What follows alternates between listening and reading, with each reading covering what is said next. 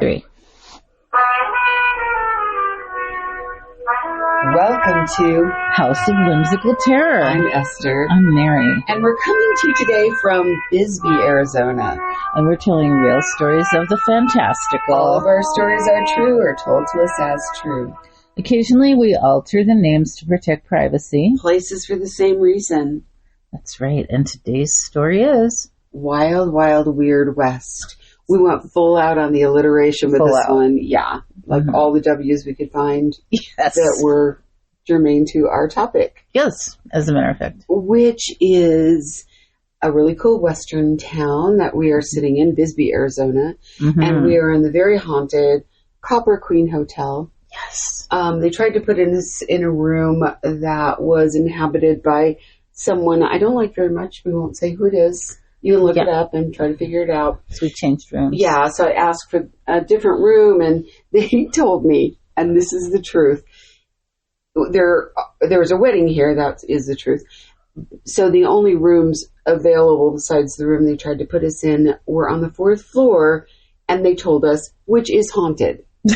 Yeah. And we're like, really? We'll take one. We'll take it.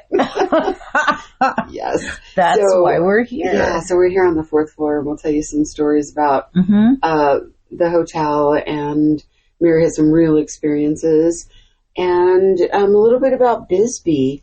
Yeah. Yeah, so it was a township. It was founded in 1880. Obviously, there were people who lived here long before that. And it was their home and their territory. And it was also Mexico at the time. It was a territory, but it was still Mexico before that. Mary's like, you're getting the history all wrong. No, I'm not. Okay. I'm just looking at the lines. So we have also a mine nearby, and the earth here is so red that it looks like blood. It looks like a wound in the ground. It does. And when it rains, like the mud looks just like it's eerie. Pools of blood. It's fabulous. It's eerie and fabulous. I was looking at the script, which obviously we're not going to follow. Mary made notes, which is okay. Excellent, and I am the worst at trying to follow them.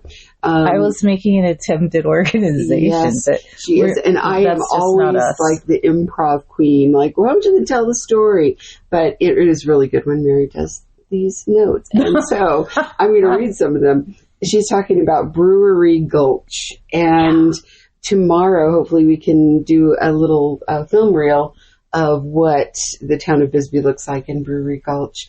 It's got saloons and brothels, and in its heyday, the Gulch boasted nearly 50 saloons and was considered one of the liveliest spots in the West. That's right. Historic taverns still retain the rich character and the boomtown flavor of this period. It's true. It really feels like so well preserved. Yeah. Beautiful. And you were saying at one point this was the largest town in Arizona. In Arizona territory. Yeah. 20,000 people. I don't know how you fit 100 people in this town. I don't know. It just seems tiny.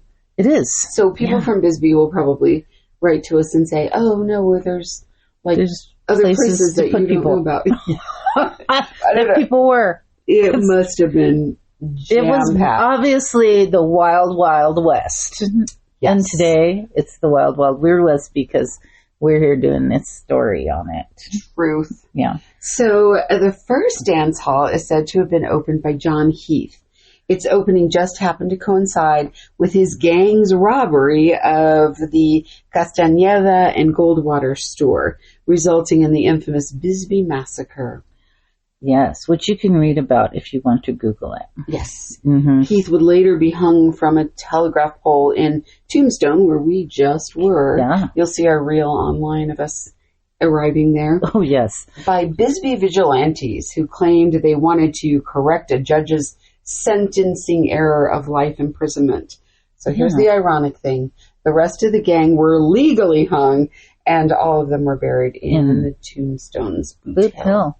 Yeah, and fun fact, if you want to see a picture of John Heath and his hanging, you can actually Google that too. It's gruesome. It's gruesome. Mary said we're not putting that on as our... No, we are not using that as our episode photo. No. But it's the Wild Wild West. Wild Weird West? Well, now it is. Yeah, let's just stop saying it. All right. So let's see, where are we? We're in the Copper Queen. So let me tell you a little bit about the Copper Queen. First of all, it's a very beautiful old hotel. It was constructed in 1898, and it was ready to be occupied by 1902, and it originally had 72 rooms. And you will probably see some of it in the reel that we posted of arriving here. Mm-hmm. And then maybe some more. We'll do a little reel tomorrow with Brewery Gulch. Some of the famous people that have stayed at this hotel include Harry Houdini and Teddy Roosevelt. Yep. And this is the part that I thought was interesting. Esther, one of the ghosts of the Copper Queen Hotel, is an older gentleman with long white hair and a beard. Mm-hmm. And right before he manifests, people claim that they have smelled the scent of cigars. But his favorite hangout is the 4th floor, which is where we're staying. Mm-hmm. And he sometimes appears in rooms as a shadow figure. I don't know if I'd rather just see the figure of him with his white beard looking human or a freaking shadow figure. Right, shadow people, not my thing. No. Not my thing. Mm-hmm. Okay, I'm starting to get goosebumps. Mm-hmm. So, and then you talked a little bit about Billy in the reel. Right across the hall. We couldn't get his room because it was taken. Mm-hmm. So they said you could have the room next door, the room right across the hall. So I chose right across the hall. So it's Billy's room. And on this floor, they say that you can hear Billy running back and forth. He's a child who died. He was drowned in he drowned in the San Pedro River.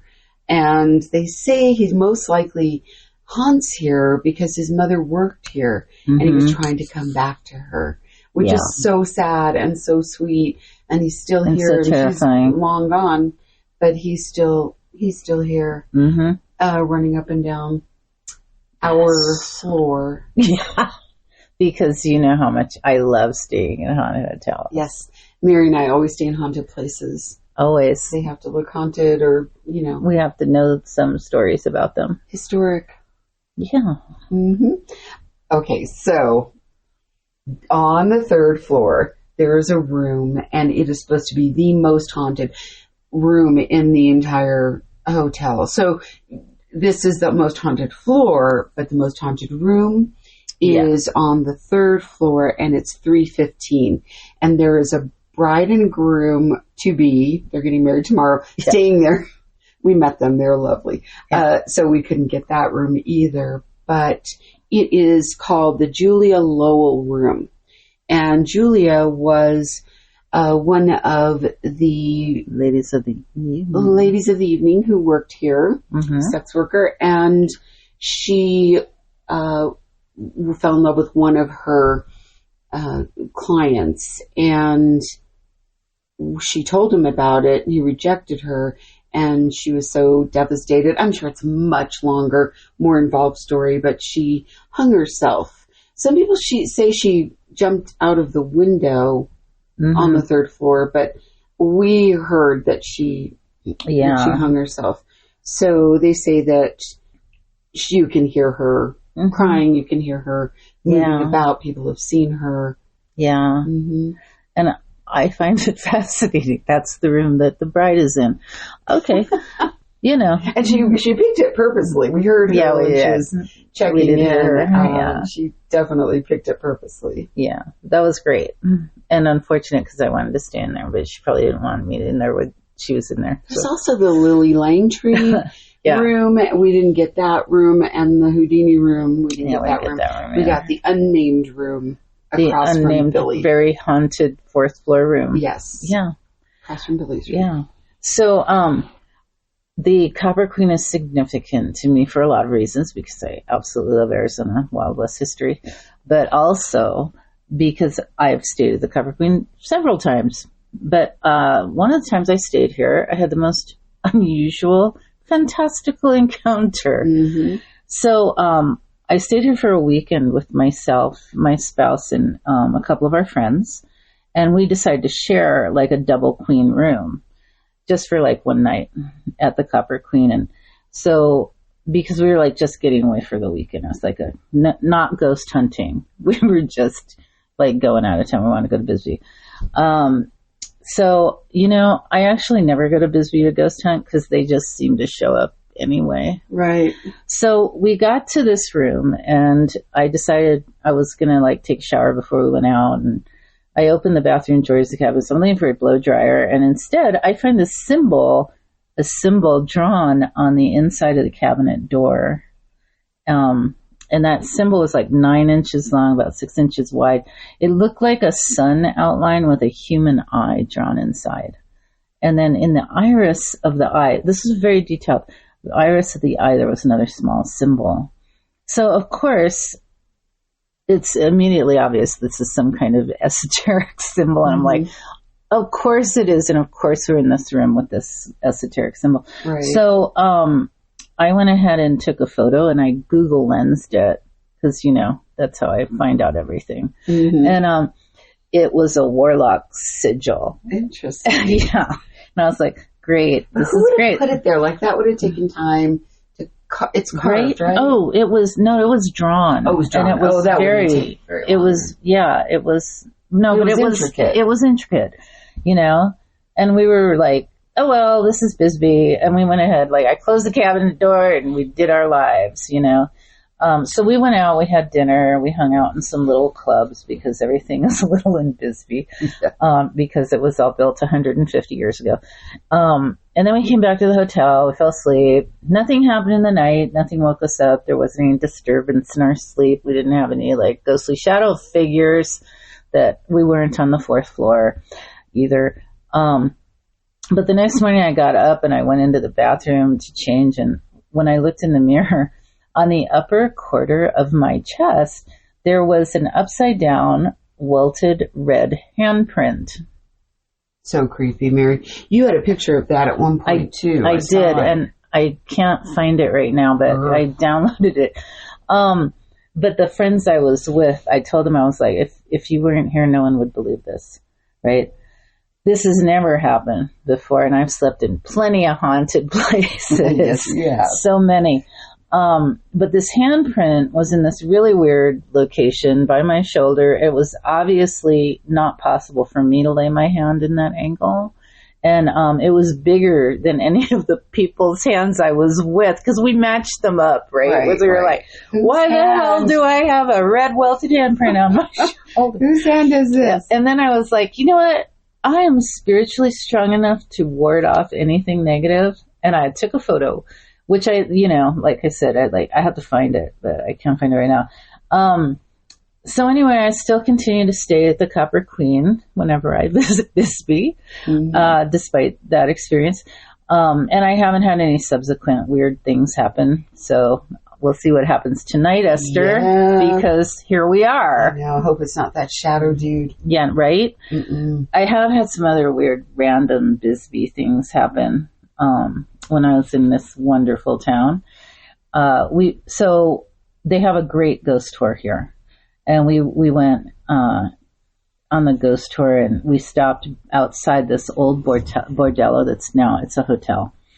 And my wife took a picture of the side of the building as we were standing out on the side of the hotel, and the ghost tour guide was telling us about the hotel. And the guide talked about how there were ghostly cats that would walk across your belly in one of the downstairs rooms. I've heard about this. Yeah. And we'll probably reel that photo tomorrow too, because it's in Brewery Gulch, right? Yeah. So we looked up, at the building, and, I took the photo, and so we're kind of wandering away, and she's looking through the photos she just took, and there was the distinct shadow of a cat in the window of the building.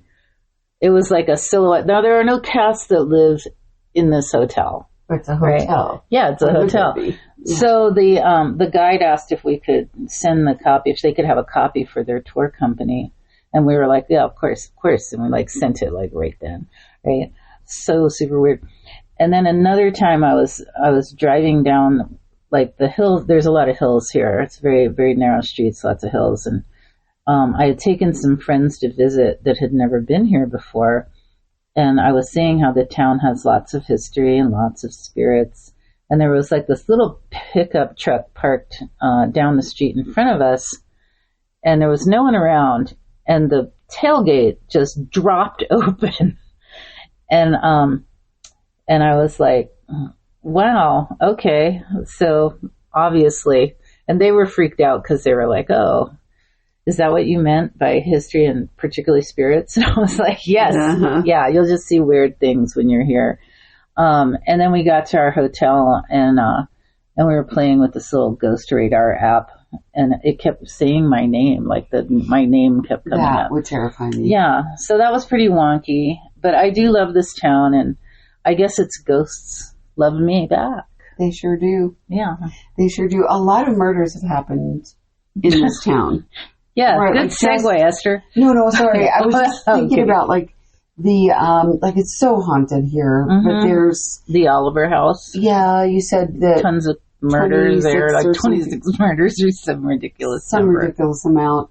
Yeah. And the way the town is built, it's sort of like really close and there are a lot of hills, so it's kind of like in a bowl, like a bowl, and I always get the feeling that there's just, so much caught in this area, like this really intense, mostly for me it's negative, like feelings of, I get anxious when I'm here. I love it, like I love visiting, but definitely if I'm here too long, I get nervous. I get anxious. Yeah. And I think it's just all the trapped energy from, murders and mayhem. Yeah, it was pretty wild place. I will say though, some of the greatest people I've ever met live in Bisbee. It's a wonderful, warm, creative, very creative, fantastic town. And I think if people are looking for a great haunted place to come visit, Bisbee should be at close to, if not at the top of your list. It should be real close, especially if you like the West and you like history, but also if you like art and culture and good food. Bisbee's the place to be. Yeah, come to Bisbee. Yeah, it's cool. That's what I got. Oh, so what I'd like to say though is thank you everyone for joining us on our adventures this weekend, and I hope that you will come back and listen to more stories. I hope you will look for us on Facebook, Instagram. I hope you'll tell your friends. But for now, so long, good friends. Until the next time we meet, back at the house.